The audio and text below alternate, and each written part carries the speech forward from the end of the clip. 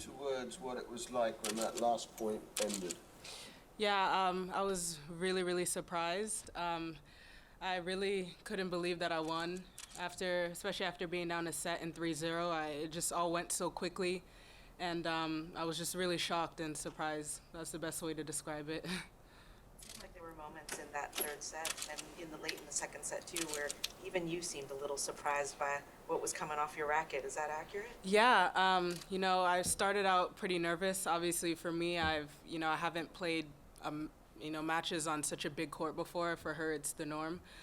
So in the first set, it really took me a while to kind of find the ball and, kind of get over those nerves. But then after in the second set, I let a few go. And, I started to get a lot of confidence, and the crowd got behind me. And I don't know, I just started really getting to play my game. Sasha, it looked like you did an exceptional job on the return, especially you took the wide serve on the deuce side away from her and you coaxed the two double faults in a row. Was that something you knew going in that you were going to do that, or did you just adjust as the match? No, actually, I didn't. We didn't even talk about like moving positions for returns. Just as the match went on, I kind of got a read on her wide serve, and I know she was really going after it and she was hitting it well. So I just figured on a few second serves, just put a little bit more pressure and make her go for the tee. Even if she comes up with something big, she was really burning me on the wide serve. So I just tried to take that away. You're 2-0 now on Stadium 1. How much did the match against Bouchard help really prepare you for this moment? It did a lot. I feel like I kind of got over that kind of stage fright a little bit, because when I walked out on the court against Jeannie, I couldn't believe like how big the court was. I mean, I've played on big courts obviously, but nothing like this. So I feel like that was really a hump to get over. And then today I relaxed a little bit more after I was down, and it just worked out.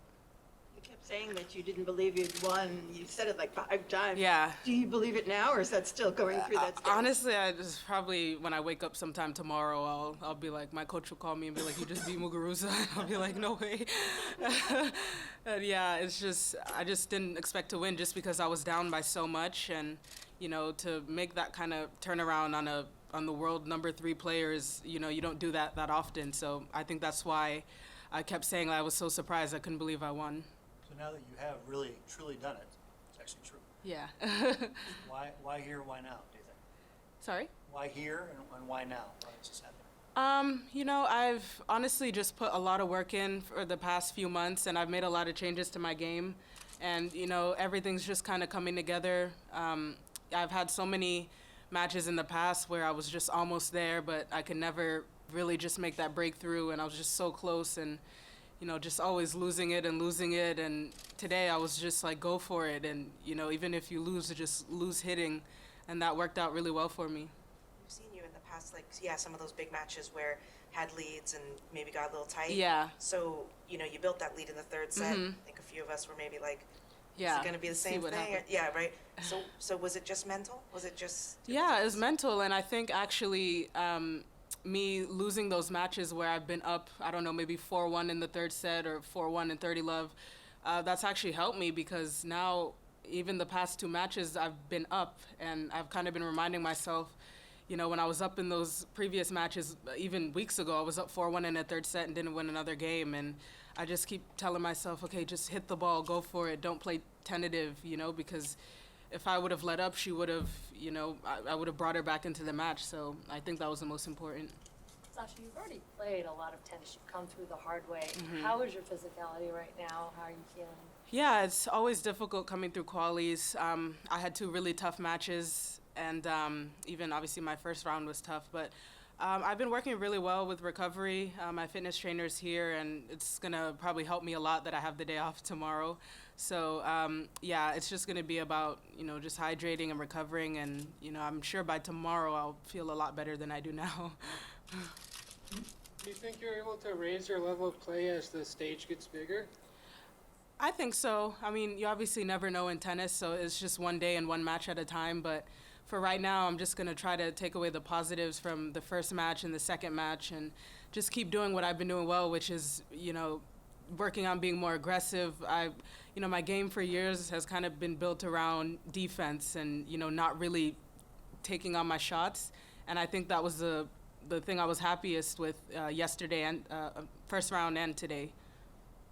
Do you feel that, you know, some players who play defensively throughout most of their careers, that's kind of just what they're comfortable with, and then when they make the adjustment, they kind of have to learn, it doesn't Yeah. come naturally, like, or does being more aggressive, does it come more naturally to you than you thought?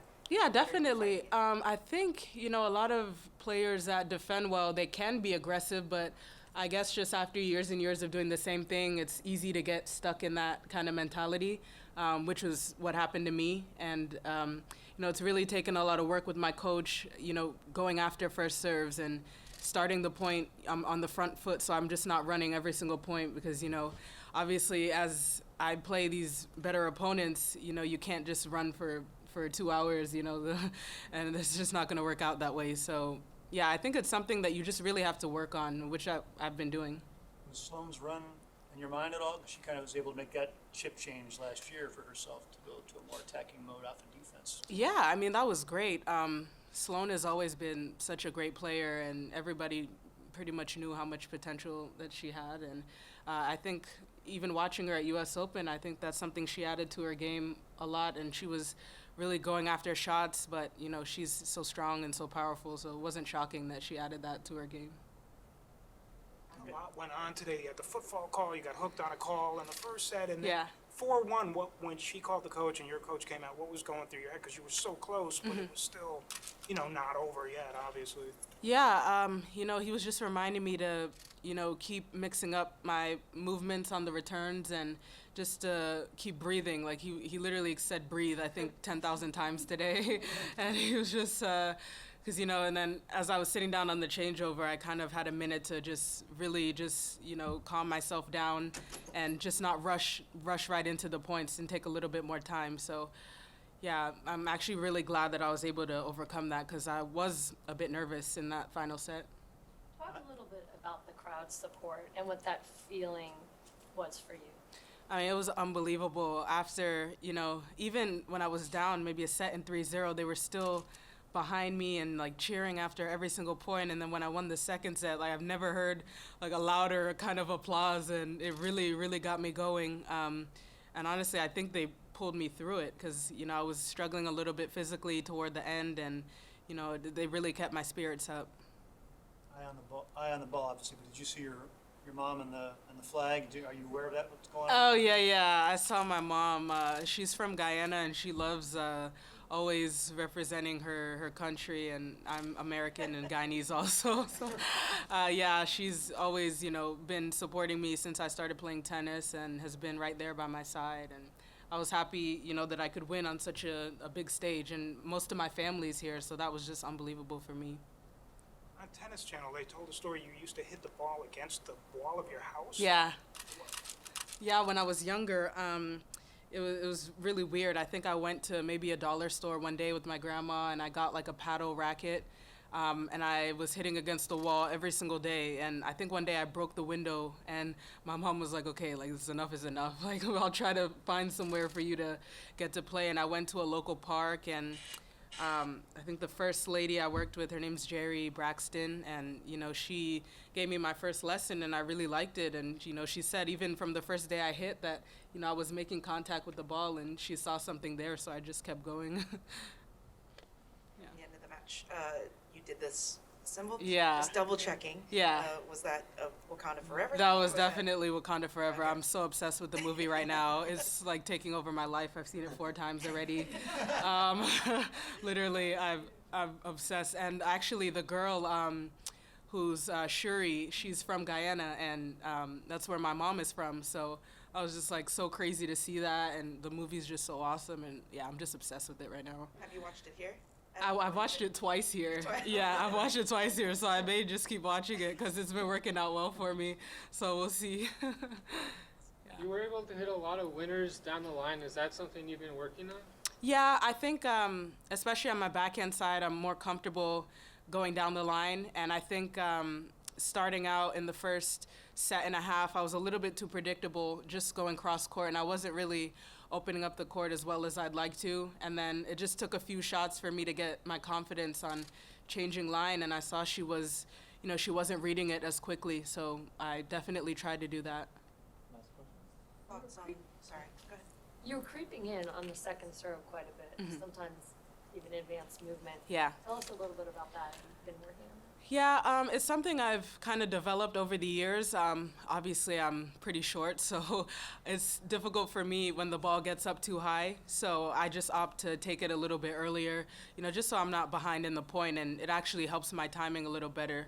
But that's something I've kind of developed confidence with over the years. I never used to do that. I used to kind of sit back and wait for it, so. Thoughts on your next opponent, Naomi? Oh yeah, I actually didn't. I didn't even look at first, to be honest. I mean, who knew I would have beaten Muguruza? So I didn't even look past that point, to be honest. But yeah, just another great player, and I'm just gonna go in with the same mentality I did today, which is, I literally have nothing to lose. Everybody expected me to lose today, and I just came out and surprised myself, and I surprised everyone, and she's top 50 in the world once again. So I feel like I have nothing to lose as well. All right. Thank you. Thank you.